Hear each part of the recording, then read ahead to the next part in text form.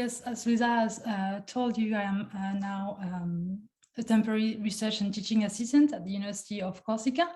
And one of my research projects, is to conduct an analysis of the names of children and adolescents in Shakespeare's plays. It is a work in progress. Huh? And for today's presentation, I chose to focus on a subcategory of names that I called terms of address in my abstract, but that I have come to consider vocative nicknames, that is to say names other than the official ones that are addressed to a particular character. When I talk about nicknames, I adopt a rather broad definition based on the etymology of the word, a nickname, an eke-name, that is to say a name of addition. So a nickname is an informal name that usually adds information concerning its bearer, since it is given in addition to the proper name, and is often coined with common nouns that convey a meaning. So for the sake of time, today I'm going to focus on two Shakespearean plays, Romeo and Juliet and the Winter's Tales, because they are, to my knowledge, the works that epitomize the most the versatility of nicknames on stage. So first, they enable the playwright to establish the relationship between the characters, the utterance of endearing terms of address being a way to display familial love, even if the characters are not blood related. Then, even if they are uttered by affectionate characters, nicknames may also be a way to impose a specific role on the renamed persona. And finally, this change, they foreshadow the dramatic action and announce the tragic fate of young characters. So endearing terms of address are particularly convenient on stage, when the playwright wants to construct a familial link between two characters who are not blood related, but who belong to the same household. So in Romeo and Juliet, the nurse who looks after Juliet Capulet seems to care for the young lady in the way she would for her own child. For the first time the nurse appears on stage, she calls to Juliet after Lady Capulet has requested to see her daughter. So I quote, "I bade her come. What lamb? What Ladybird? God forbid, where is the girl? What, Juliet?" So in order to call upon Juliet, the nurse utters common nouns that she uses as address forms. The words lamb and ladybird do not function as proper common nouns, since their denotation to animals is not in keeping with the definition of the character they are used to call out, Juliet, a girl. Instead, these terms should be apprehended according to the properties that are attached to the lexemes, that is to say, what they connote: small, young, cute, sweet, and tender beings. So I would contend that lamb and ladybird, even though they are not proper names, are terms of endearment that play a similar role as nicknames. Lamb and ladybird are added to Juliet, and the three vocative elements are uttered in order to address the young Capulet.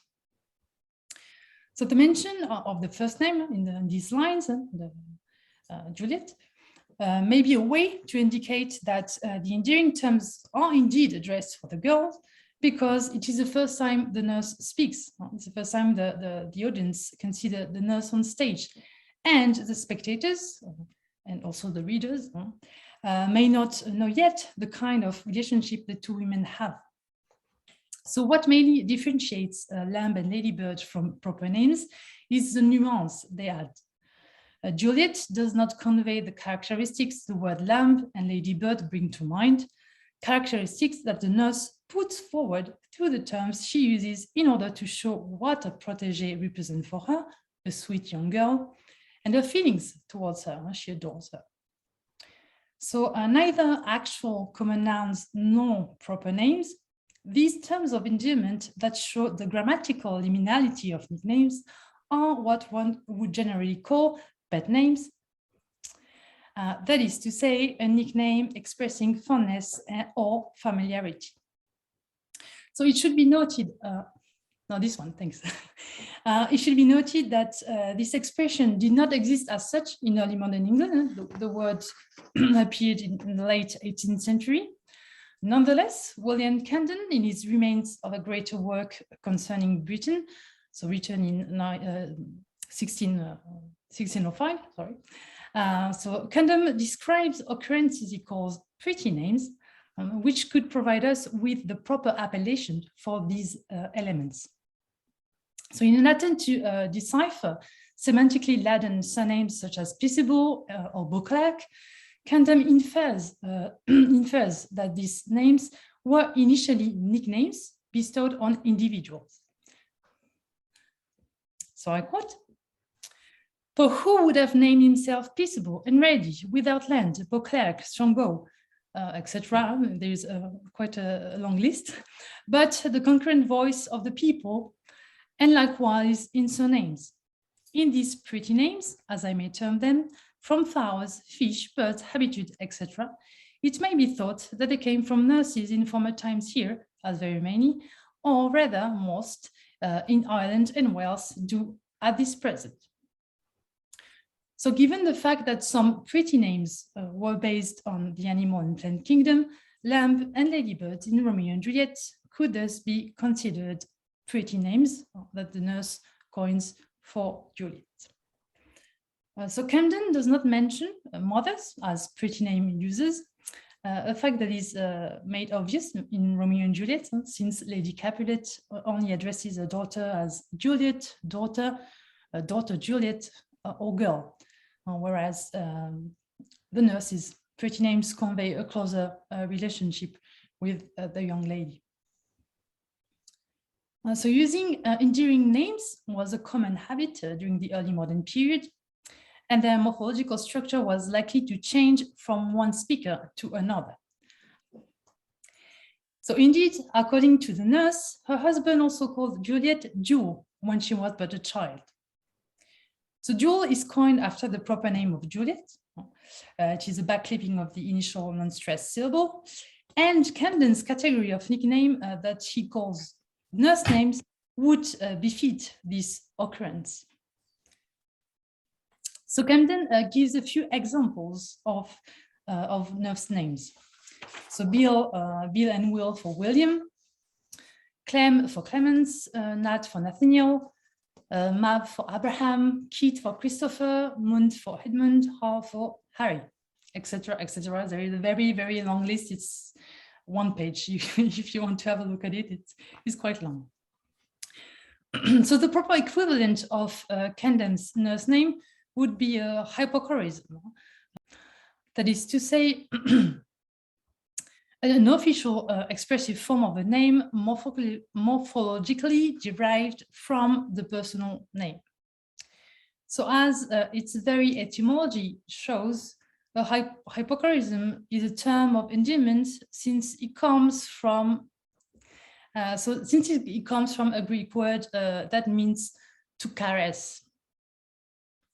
So nurse names could be thus compared to a linguistic embrace, showing the intimacy between two speakers who belong to the same household.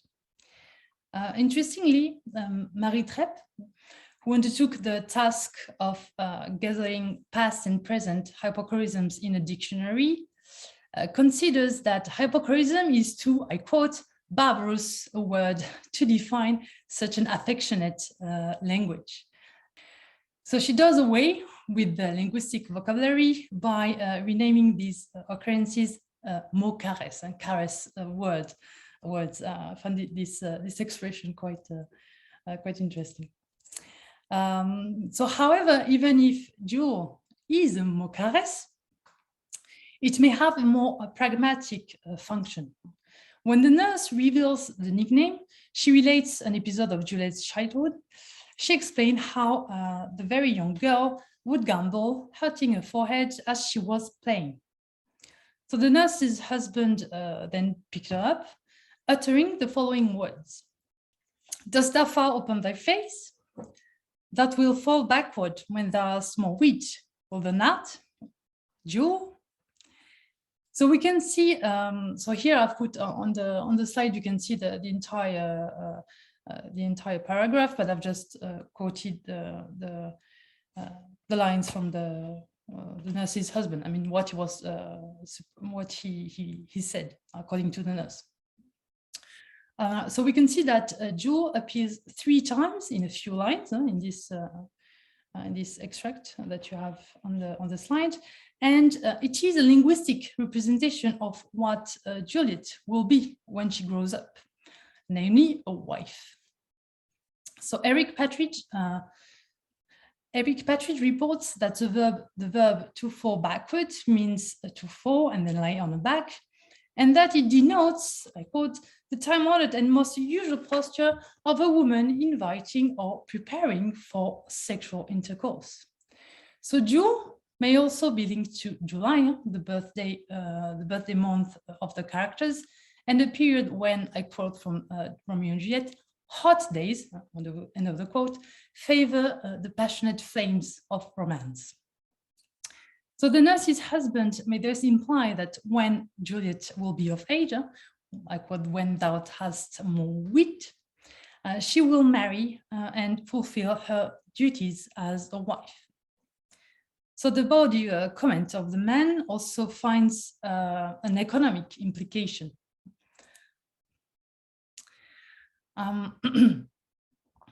The Renaissance lexicographer Randall Cotgrave defined a jewel as an Italian coin, and it is worth noting that Juliet's father also labels the teenager my headstrong. So my headstrong, a nickname that may recall the hard head, also a name given to a currency, given to a Scottish coin, as you can see on the slide. So from a young age, the girl is prepared to become a form of currency that will perpetuate her family's good name, or rather her father's. The identity men are fashioning for Juliet by renaming her places her squarely within the economic and social markets of the play. She becomes commodity money for her father and the future husband. She becomes commodity money her father and her future husband will exchange in order to strengthen the prestige of their houses through marriage. The young lady is Jewel, so Jewel, a jewel. She's a gift transaction established between the father and the future husband. And the analogy Linda Chance draws between names and money supports this idea. But like other forms of currency, names like coins that bear the images of emperors, queens, and presidents can be developed in ways and transported to places not under the control of the figures they represent. The jewel and my headstrong illustrate what Juliet represents for the male figures of her family. She does not have a choice to select her husband because she's but a coin male characters exchange on the marketplace to gain credit, that is to say, financial stability and a good reputation. So Camden mentioned that pretty names are used both by men and women. And so are nurse names, as we have seen with the example of Jewel. So they are used to convey a sense of attachment from the speaker, but in Shakespeare's plays, they're also linked to the plot and may be seen as proleptic elements. At the beginning of The Winter's Tale, while King Leontes ponders over his wife's faithfulness, he starts to have doubts concerning the paternity of his son, Mamilius, whom he calls my calf. Catherine Duncan-Jones sees an ill omen in this evocative nickname because it is linked with, I quote, thanks, the many complex images of calf and cow killing to be found in Shakespeare's plays. Though Mamilius will not be a victim of murder or butchery, he is going to die young, and the word applied to him by Leontes so early in the play serves to activate activate some audience anxiety. So this anxiety is all the more justified since after being called a calf, the young boy becomes a collop. That is to say, a slice of meat fried or broiled. So the lens production brings the tension created by this anxiety. So as you can see on this slide, Mamilius is given a boxing training by his father, whose latent aggressiveness is apparent in acts and in words. So the paralinguistic features and the pitch, speed, tone, volume, and the proxemics, the use of the space by Mamilius, who is all over the stage, transpose the violence contained in Leontis's nicknames, especially for contemporary audience who may not be aware of the connotation of calf and collop.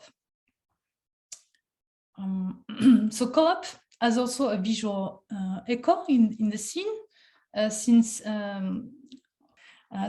Mamilius's face is blackened, as his father's question implies, and probably because he's playing on the sandy floor. So his dark face may recall the process of frying meat, turning from red to brownish black.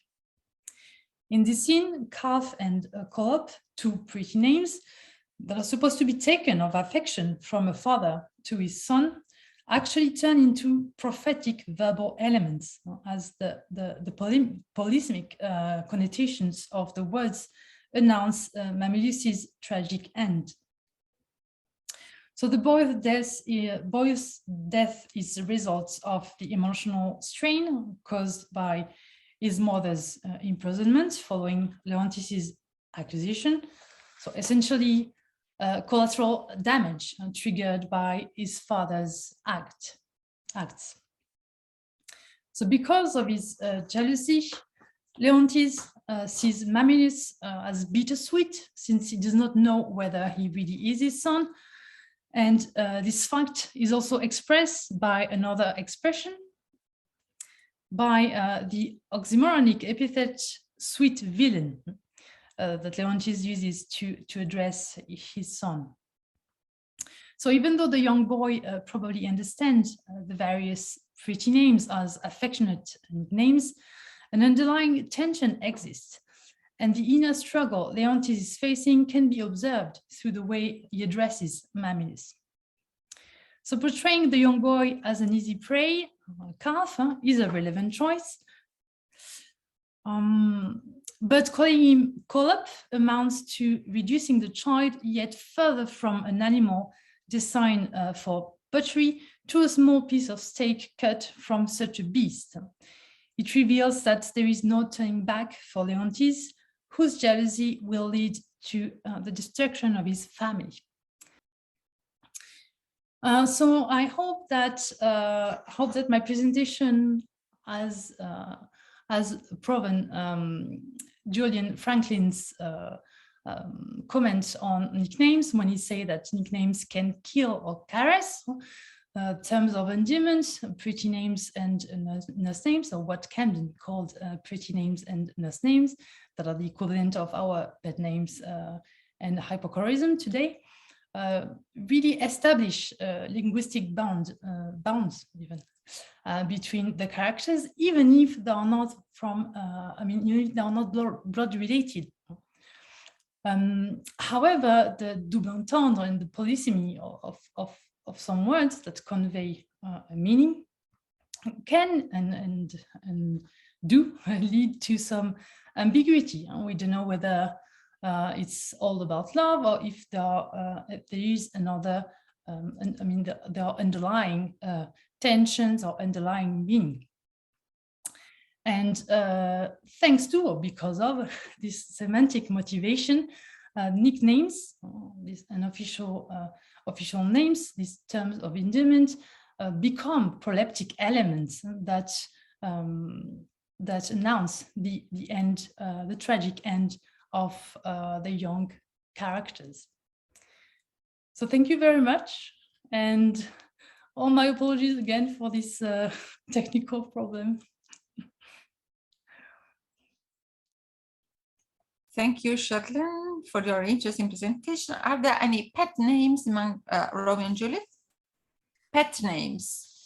Oh, I was reading the previous ones. I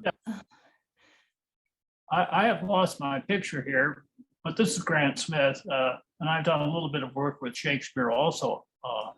I'm very interested in your paper, and you know, if you could email it to me also, that would be great. We could share a few ideas. My email, would be address. Amazing. I will.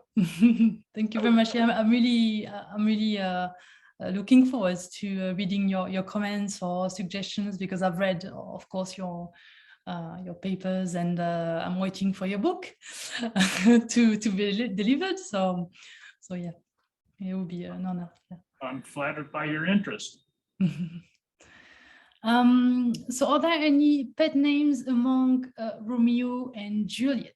Yes, there are. I've mentioned so Lamb, Ladybird. I haven't had the time to mention also about the double entendre in Ladybird, because Ladybird, if you read Gordon's sexual dictionary of the Stuart and Elizabethan sexual language, you can see that it's also a word that meant wanton. So we can have once more this ambiguity, this double meaning that an informal name or terms of address can convey. So yeah, Lamb, Ladybird, I'm sure there are others.